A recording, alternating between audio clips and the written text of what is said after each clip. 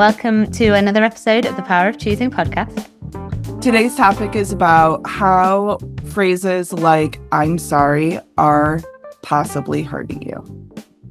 Yes, and this came about because I was playing squash last week and the person I was playing with kept saying sorry. And as a coach, there's things that my brain is trained to look out for. One you've heard me speak about is that I don't knows, and sorry is another one. And so it screams, you shouldn't say that. And the reason for that is because it's like a people pleasing, playing small, apologizing for who you are kind of energy. And it's like you have as much right to be here as anyone else. And we're human. And sometimes we do a shot that's not good enough or too good. And all these sorries were coming out at all these points.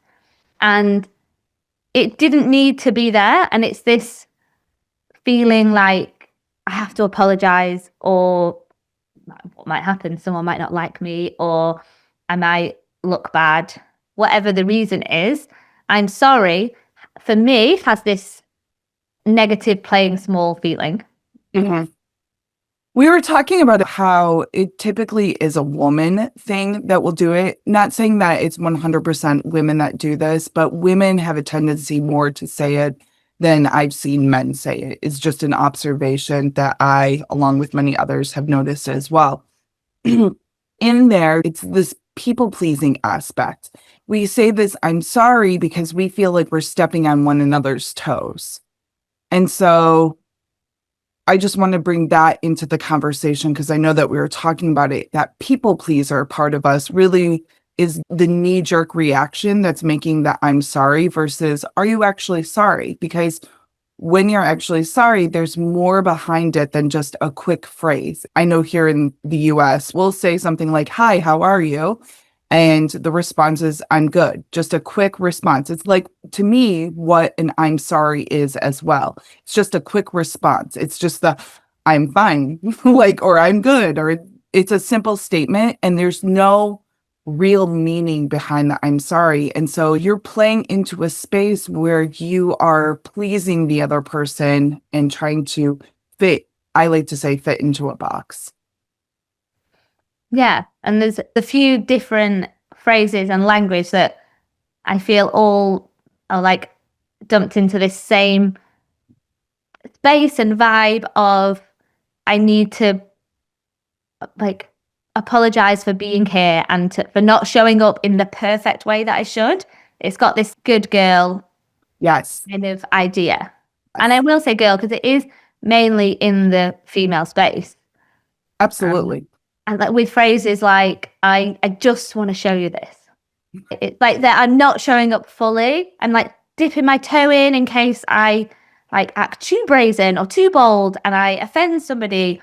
Or what if I'm wrong and it's embarrassing? I'll just dip my toe in. And phrases like, does that make sense? When you've just said something that makes complete and perfect sense. What I'm thinking of is women in business where they're standing up, they're saying their piece, and it ends with, does that make sense? And they know it does, and it belittles everything that they've just said because they know it makes sense and they're an expert in their field. And it's just that addition of playing small. That makes total sense. I was going to go back to the fact that you made the statement in regards to just. I am so guilty of this phrase in general. I say just a lot. And I know that I've had someone in my past be like, just is really a limiting language and not to use it. But there are phrases where just is a place where you can say it when it means only versus like when you minimize it in just. So it's hard sometimes to really get in there and see the difference of the words. But I always think about energy. So to me, there's an energy. If you're feeling this like, to it, I don't know how to describe it other than that quick. But it goes back to the whole "I'm sorry" as well. There's this like, "I'm sorry." Even as I said it, I kind of shrank my shoulders. It's this playing small aspect, and just is this playing small. And same with, does this make sense? Is that as well. Our language is so important. And so the I'm sorry, going back to that, let's dive into how that would be a people pleasing aspect. Yeah, what we mean when we say the I'm sorry is tied to the people pleasing, it's like this, I don't want to step out of line. I need to make sure the other person is okay. So where that comes in, like the squash game, it's like, oh, I've inconvenienced them a little bit. I need to say sorry. And it's this other people are more important than me energy, or I have to show up in this way. It's the subtle energy that just takes away your power, I think. Well, are you like me? As you're saying all of this, I'm thinking about this and I have a feeling you are. That's why we have these conversations. But are you one to, when you catch someone saying, I'm sorry, do you actually say you don't need to be sorry? How do you acknowledge it when you, during the squash game, what did you say back to the person when they were saying and you were hearing them say, I'm sorry throughout the whole game? Yeah, so it was like jarring at the time, and also we're in a game and I'm focused and want to win. So I said a few times like, "Oh, you don't need to apologize," but it was like split second they say sorry, and then it's someone else's point, and you go. But as soon as we got off, I told her further to say it because I was like, "It's not my business." But I was like, "You say sorry a lot," and she's like, "Yeah, I do it in everything." So it's that how we show up in one sector of our lives, we show up everywhere. So it seems nice and almost friendly in a game to apologize if your shot's too good or too bad. And sometimes I find myself about to say sorry. I'm like, no, you don't need to. Like, we're all in a game, we're all human. So it is there. It's this inbuilt, like, must say sorry to everything. And where is it showing up in other areas of life where it's having more of an impact? So, where is it? I'm sorry for being too loud, so I'm going to be a bit more quiet and not get my point across. And then maybe people won't get to hear what I have to say, and that could be brilliance that people are missing. Or is it, I'm sorry that I say no to things, so maybe I should just say yes and end up going along with things that I don't want to be there or I don't have the energy for? Where is this vibe of, yes, I'm sorry, this people pleasing, having you not set your own boundaries and then not be happy with the situations you land yourself in? In my relationship, I've had my husband say certain things to me, like, you're doing this, you're doing that. And as you were also speaking about boundaries, and I've worked really hard they're not perfect. I'm not trying to profess I'm something above most people. I just have really worked on doing boundaries. And so it's interesting when he'll say something to me, I no longer say I'm sorry as my first go-to. Not saying that I'm not sorry, I can't go back in time. I bet before I had really worked on my boundaries, I would say things like I'm sorry to him and so forth, and try to mold myself to be what he wanted when he was saying and pointing out something. So if it's something serious where we're having a conversation, then when I go to apologize, I want to get to a place where I can actually have an understanding so I don't repeat it. So where this topic is for me is in the sense that we're not going deeper into this. We're just going with the quick, I'm sorry, and then let me behind the scenes correct my behavior, versus a real apology deserves the space to know, what is it that I'm doing? What is it that needs to be changed? That's when an I'm sorry works, in the sense of like, oh, I see how that's impacting you. Let me like dig a little bit deeper to be able to change the behavior. But when he comes at me and says, I need you to do this, I don't just bend into that. And so that was just something that was interesting that came up to me as you were also speaking of, where else do I play in the I'm sorry, and also have grown. I'm not saying I'm perfect. I have my moments. I'm sure there is a couple I'm sorry's now that we're having this topic. Next time I get into one of these moments with my spouse, I will be able to go, oh, there it is, and maybe catch and hear myself say the I'm sorry's. Yeah, and I think that there's a difference between sorries. Not all sorries were created equal. Um, Absolutely.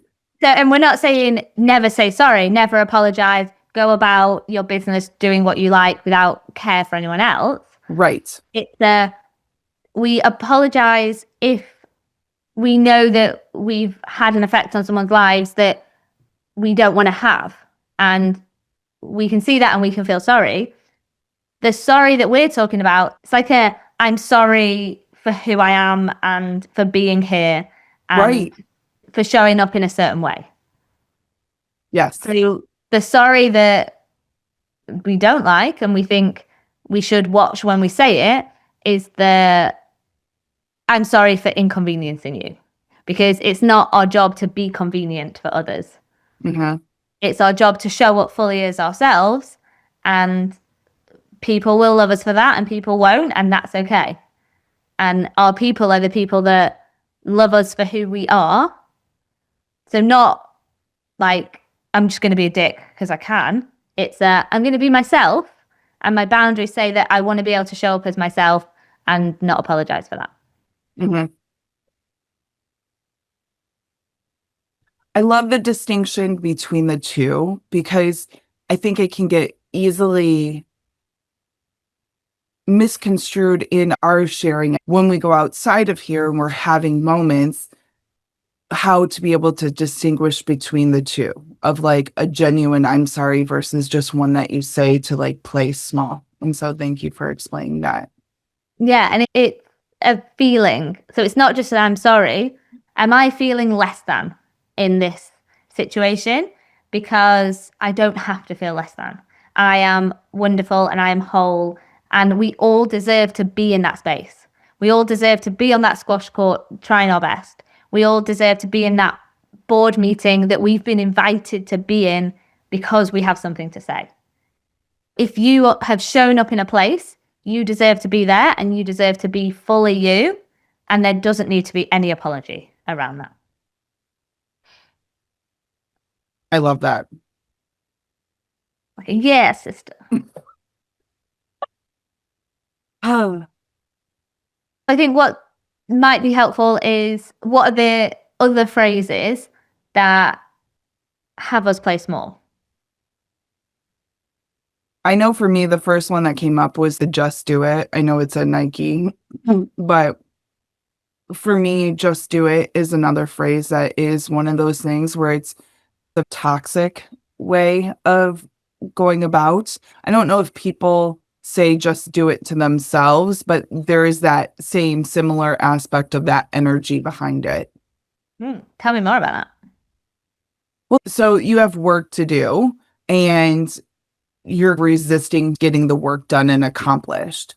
And then it's this just do it already kind of situation. And I added an already there, which also helps with the whole phrase in general. And it's minimizing the fact that you are taking action and minimizing the fact that you are in a process of taking the action to complete the task. And so it really is, to me, is a very limiting aspect in regards to there's a different energy you could go about doing that. It's all about the energy around it, is what we're saying, isn't it? It is. You can just do it, or you can show up and do it to the best of your ability. Yeah. And feel proud of it. Yeah. It's, let's say you're cleaning the house and it's like, I get it. Sometimes cleaning the house doesn't feel that special. And so there is this energy of wanting to just do it, get it done, da, da, da, da, da, which I get. I'm thinking of the house, I have to sweep a lot. And so I could have the attitude of just do it. But I've noticed myself shift it. I will switch it more to it's going to look so great when you accomplish it, which is such a minor shift, but it helps when I do it then where I'm not angry in getting it accomplished and finished. And then I get to be proud of how well it looks. And so the just do it would just keep me in anger of like, oh, you know. Yeah, I was going to say like a battle. Yes, yes. A battle is a perfect example. And yes. no one comes out of a battle feeling good. No. And so I'm always conscious of wanting to, I don't realize it all the time for the record, but I'm always wanting to have a great experience. And so having a great experience is, I don't want to do the battle that you're talking about. It's just, okay, I really want clean floors and I want to not look at what's on the grounds. Yeah. And it's these little reframes that Exactly. take your life from a drag of thing after thing that I have to do to a thing and a thing that I get to do, that I choose to do, because it's going to make my life a little better. Yes. And why we do it, I believe it's this preservation, this keeping us safe. Yes. Because if we have done something and then we're like, oh, it was amazing, I showed up, I did it, and you put yourself out there, you're putting yourself out there for a potential critique, for it not to go well, for you to feel bad about yourself. So the playing small, the going with what other people want is all part of this feeling safe, being part of a group, not standing out, not having people think bad about you, not failing. Add whatever you want to it. There is safety in playing small. There's safety in apologizing for something, even if you don't know what you're apologizing for. There's safety in putting those caveats of like, oh, I was really hungover, my work's not that great, or just I slept 2 hours a night, that's why my house is a mess, or whatever it is.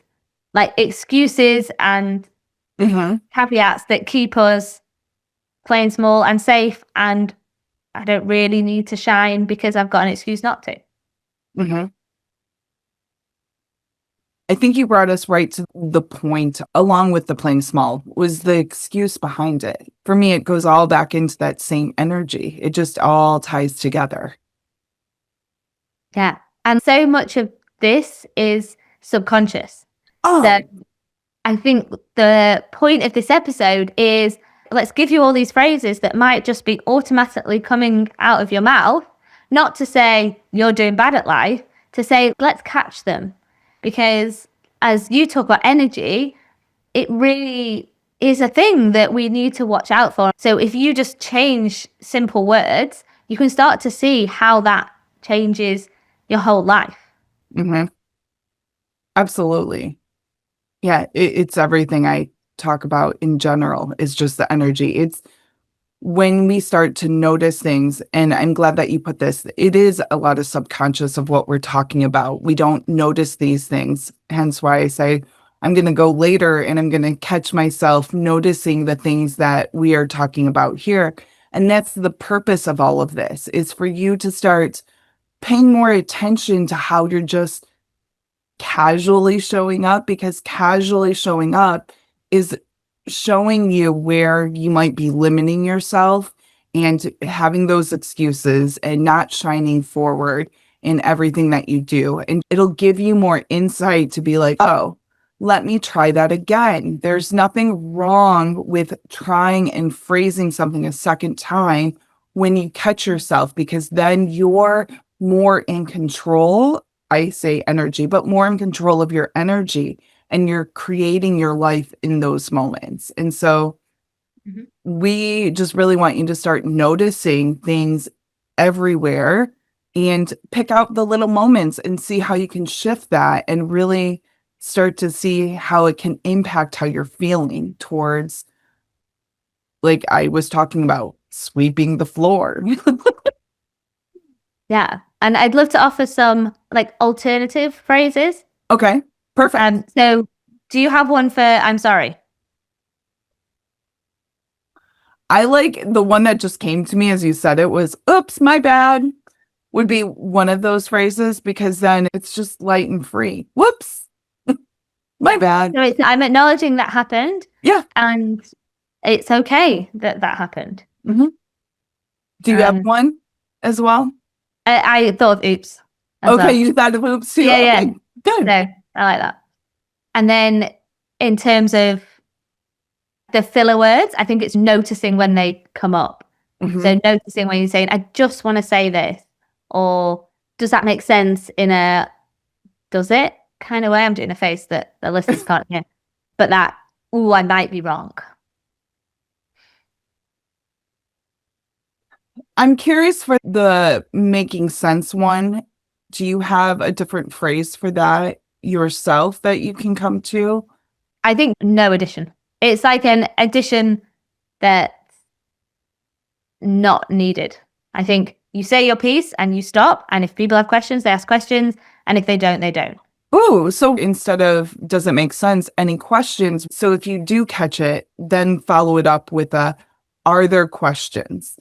So that way you're more in control and then you can try to catch it the next time. Mm-hmm. Yeah. Because everything's a work in progress. It's not nailing it out of the park from the get-go. It is one of those things as you go. Yeah, and it's practice. And it is all about the way you show up. And if you start to show up in a different way, then the way people react to you will change. The way things happen for you will change. Because if you're, I keep raising up, like the power pose, like if you're showing you're someone that doesn't apologize for being here, and no, that doesn't mean you're a bitch that doesn't care. It means you're unapologetically you, and you're not apologizing for who you are. You believe in what you say it. People trust you and people want to buy from you, or they want to be around you, or whatever it is you're putting out there. They're going to want more of it. Mm-hmm. Perfect. I really think that we've covered a lot in this and have given such great insights. Yeah, we'll keep shining. Absolutely. Well, thank you for coming to another episode of The Power of Choosing. Today's topic was why I'm sorry could be harming you.